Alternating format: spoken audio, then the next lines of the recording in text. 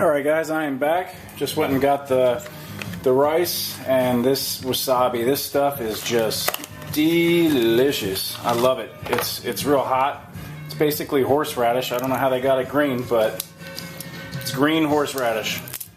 And what I like to do is, ahead of time, is take the wasabi and add it to my soy sauce and get it to where I know I like it, which is pretty spicy. But I gotta keep it calm this time. I've been cooking some spicy food lately and it's starting to kill me. So this won't be as hot as I normally make it.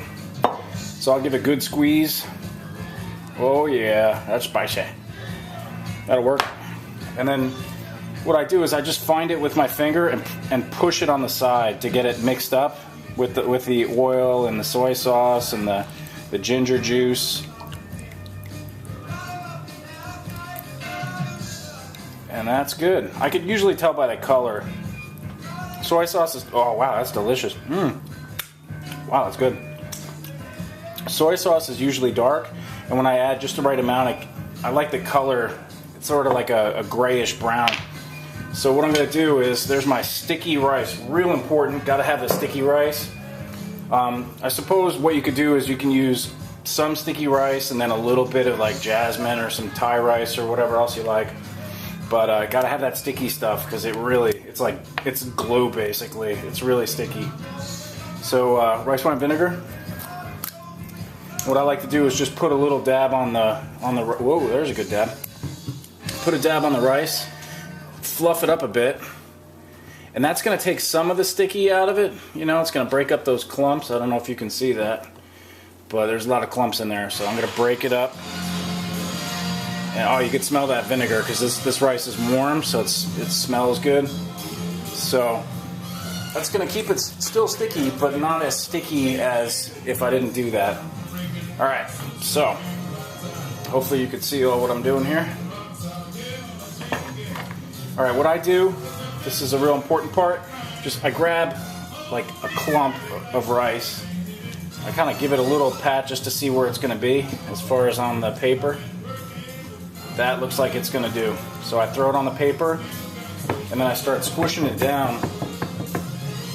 And see that? It's sticky, but it's not too sticky. And that's just what you want. And the vinegar really does that. And I like to get it just to the edges. And you can feel the thickness. I like it to be about 1/8 inch thick. And you get it to where you could leave yourself just a little bit of a tab of the rice paper, the seaweed, same thing, right?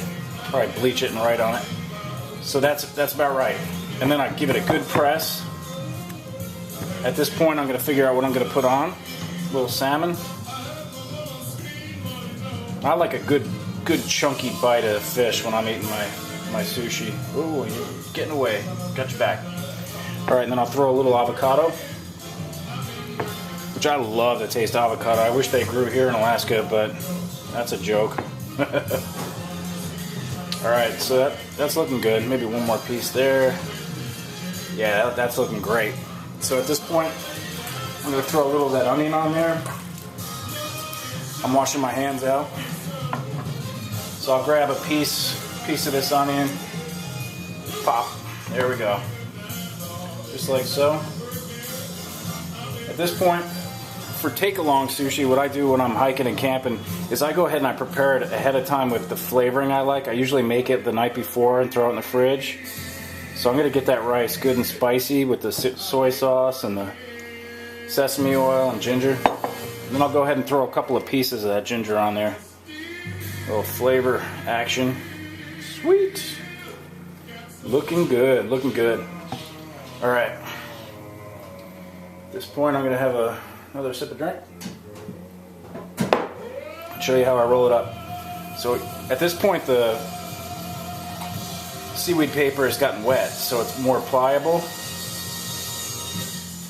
And then hopefully you can see that good. Already a piece wants to pop out. There's a cat meowing in the background.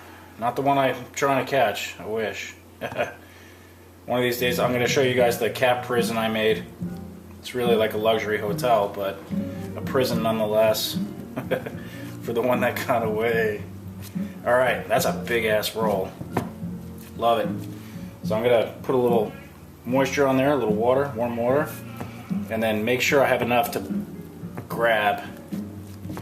And it's pretty tight. I can feel it's tight. There we go. That's a big chunky roll. Some of the ingredients are popping out the back, but that's okay. You know, it's all going down the same chute. All right. So in a restaurant, they would call this a futo maki, which means big ass roll. Make sure my knife is nice and lubricated with warm water, and then I like a big mouthful. When I'm out and I'm hiking, a big chunk like that is going to do me just right. You can usually get 2 slices out of a really sharp knife before you have to dip it back in the water. But check that out. Doesn't that look nice? Look at that. When you're out in the woods and you got a Ziploc bag or a tinfoil roll of this stuff going on, you throw that in your mouth, because after a night in the fridge it's going to get tight and it's going to be a great mouthful. Just a lot of protein, a lot of flavor. Just cheers you up, you know. If you're at a place in your walk where you're busting your butt and you want to sit down and have a break, well, some of that when you're taking a break is a really nice thing. Look at that. Woohoo! Got another one. Pick me a winner. That's a winner. So basically with this recipe, all you got to do is make sure your knife is sharp as you could possibly get it. And what I did is, well, I'll show you guys real quick I'll go ahead and stop this and do one last segment. I'll be right back.